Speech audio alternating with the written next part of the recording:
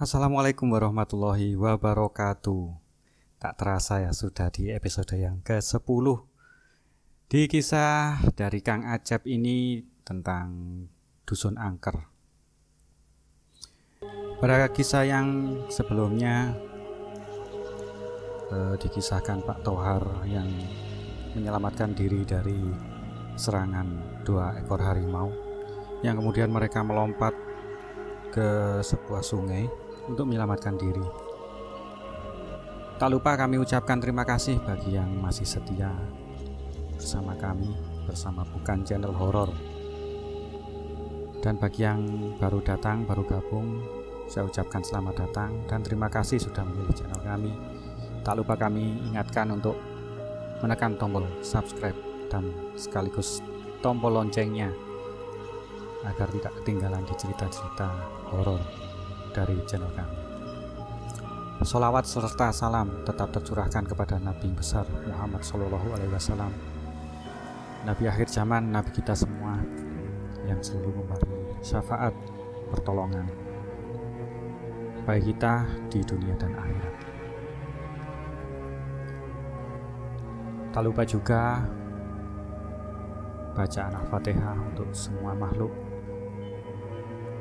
baik yang tampak dan tidak tampak. Juga untuk keluarga kita, untuk orang-orang terkasih,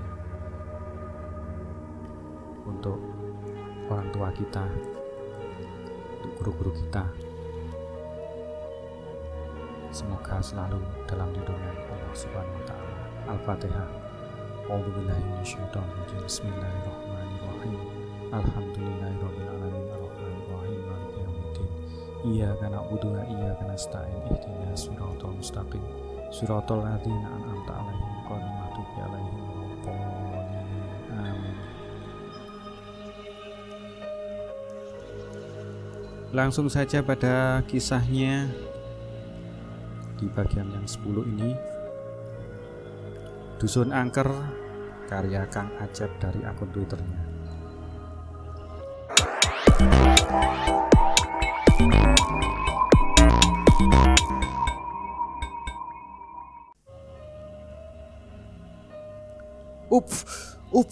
Mereka berdua kelabakan saat air terus menyeret hingga ke hilir ke suatu tempat di mana sungai itu melewati suatu wilayah kota dengan jembatan panjang di atasnya. Saat diselamatkan oleh warga setempat, mereka berdua telah kehilangan kesadarannya. 2 orang ini kami temukan hanyut di sungai yang sedang banjir, Pak.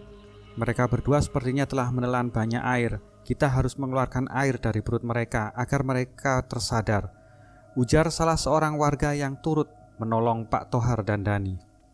Mereka hanyut di sungai, ucap salah seorang laki-laki yang mengenakan baju batik serta mengenakan kopiah berwarna putih. Betul Pak Lurah, mereka bukan warga sini.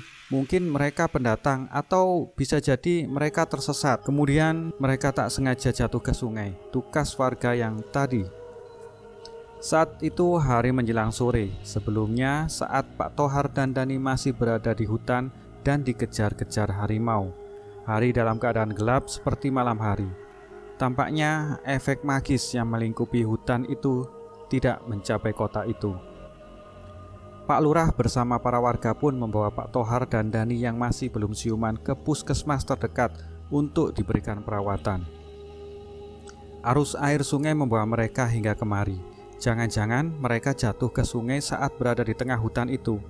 Sungai ini kalau tidak salah melewati suatu situs yang dianggap keramat. Ada yang bilang kalau situs tersebut adalah sebuah dusun yang sangat tertutup dengan warga yang tidak ramah, kata Pak Lurah saat berbincang dengan warga di luar puskesmas. Pertanyaannya, untuk apa mereka di sana? Palingan juga sedang membuktikan keberadaan dusun itu, Pak.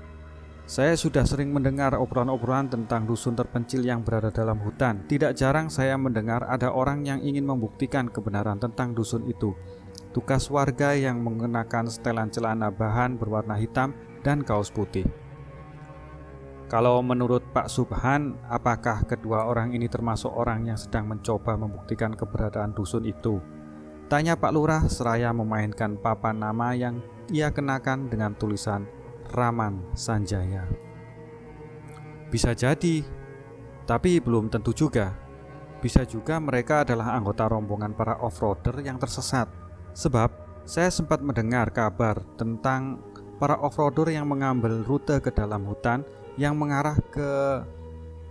mengarahnya sih ke lokasi yang diduga dusun itu berada, tukas Pak Subhan.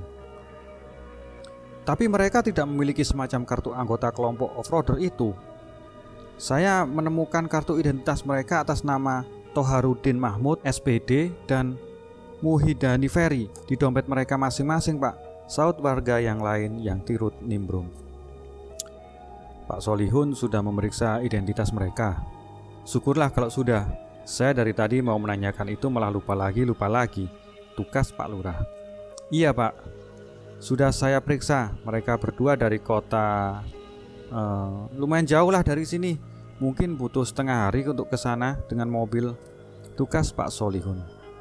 Pak Lurah manggut-manggut. Kemudian mereka ke arah dokter yang baru keluar dari kamar rawat di mana Pak Tohar dan Dani dirawat.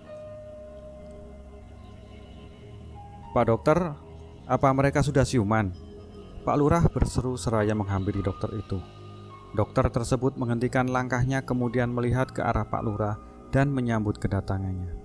Beberapa saat kemudian Pak Lurah, Pak Subhan, dan Pak Solihun telah berada di ruang rawat di mana Pak Tohar dan Dani tengah duduk bersandar di tempat tidur masing-masing. Benar-benar menakutkan, komentar Pak Lurah setelah mendengar cerita Pak Tohar. Lalu Pak Tohar dan Mas Dani tidak berhasil menemukan teman yang hilang begitu. Lanjutnya, kami datang ke sana untuk mencari teman kami yang telah hilang selama sebulan lebih. Alih-alih menemukan, justru kami harus kehilangan setidaknya 3 bahkan 4 rekan kami. Sekarang kami merasa bingung bagaimana cara untuk menemukan mereka dan membawa mereka pulang, tutur Pak Tohar seraya memijit betisnya yang terasa sakit. Pak Lurah manggut-manggut kemudian menoleh ke arah Pak Subhan. Apa Bapak ingin menanyakan sesuatu kepada Pak Tohar ini? Misalnya soal dusun di pedalaman hutan, tanya Pak Lurah kepada Pak Subhan. Nah, iya, apa Pak Tohar menemukan keberadaan dusun itu? Ucap Pak Subhan. Pak Tohar nampak noleh ke arah Dani, seolah ingin meminta persetujuan. Apakah ia boleh menceritakan soal penemuan dusun di pedalaman hutan itu? Sementara Dani hanya menggidikkan bahu, seolah tidak tahu apakah setuju atau tidak. Pak Tohar pun memutuskan untuk menceritakan dusun tersebut. Tapi bapak-bapak harus berjanji untuk tidak merusak apalagi memusnahkan dusun tersebut atas alasan apapun. Sebab dusun itu sekarang sedang terancam oleh aktivitas pertambangan yang sebentar lagi akan menggusur dusun tersebut, tuturnya. Jadi dusun itu benar-benar ada, bahkan sekarang sedang terancam. Berarti dusun itu sudah ditemukan sejak lama oleh orang lain, ucap Pak Solihun berkomentar. Benar, Pak. Setidaknya itu yang mereka ceritakan kepada saya dan teman-teman saya. Dan memang apa yang mereka ceritakan itu benar adanya. Mereka menunjukkan suatu tempat nun jauh di sebelah barat dusun yang terpisah oleh sungai yang lebar. Tempat itu adalah tempat penampungan para pekerja dari perusahaan tambang yang sedang mempersiapkan penggalian. Jelas Pak Tohar. Pak Lurah tampak tercenung mendengar cerita Pak Tohar. Lalu, apa mereka dapat bicara bahasa Indonesia? Seperti kita ini, ucapnya. Tidak semuanya. Awalnya seorang warga yang menggunakan isyarat kepada saya mengenai dusun itu. Kemudian, kepala dusun tersebut keluar menemui kami dan ia ternyata bisa berbahasa Indonesia. Dari kepala dusun itu kami jadi tahu banyak hal mengenai dusun yang ia pimpin. Jelas Pak Tohar tanpa menyebutkan siapa kepala dusun yang sebenarnya. Lalu setelah ini, apa yang Bapak dan teman Bapak lakukan? Apakah kembali mencari teman-teman Bapak atau pulang ke... Tanya Pak Subhan. Gantian Pak Tohar tercenung. Kami berangkat dengan tekad menemukan teman kami yang hilang di pedalaman hutan itu.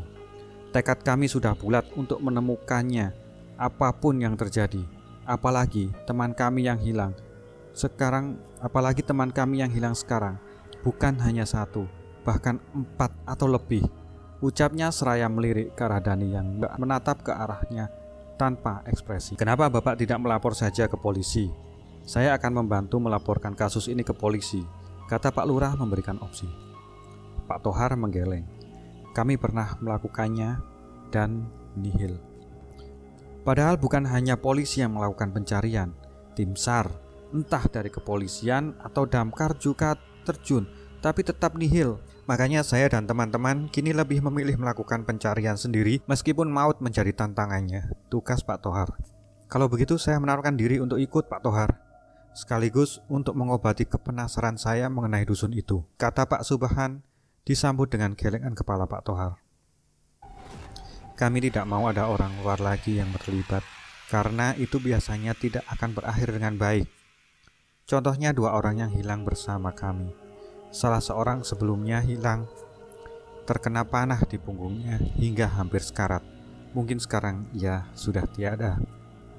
Karena itulah saya tidak ingin ada orang luar lagi yang bersama kami, karena kami tidak bisa menjamin keselamatan siapapun yang ingin ikut bersama kami, papar Pak Tohar. Kalau begitu, sebaiknya kalian berdua juga jangan memaksakan diri untuk kembali ke sana. Ini juga demi keselamatan kalian.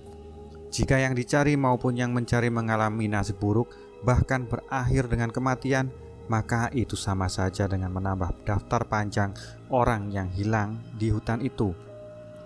Barangkali kalian berdua selamat karena diberi kesempatan kedua oleh Yang Maha Kuasa. Gunakan kesempatan kedua itu. Jangan gelap mata Pak Tohar, kata Pak Lurah panjang lebar. Kami hidup pun percuma jika diliputi rasa penyesalan karena kehilangan teman-teman Pak Lurah. Kami harus menemukan mereka dan membawanya pulang. Meski nanti yang kami bawa pulang hanyalah tinggal jasadnya, tugas Pak Tohar. Cukup di sini dulu ya. Itu tadi episode yang ke-10.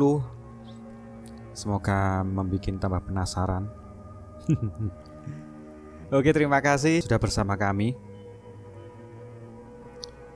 dalam kisah Dusun Angker oleh Kang Acep.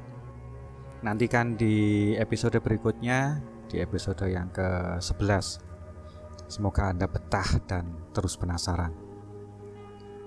Terima kasih. Wassalamualaikum warahmatullahi wabarakatuh.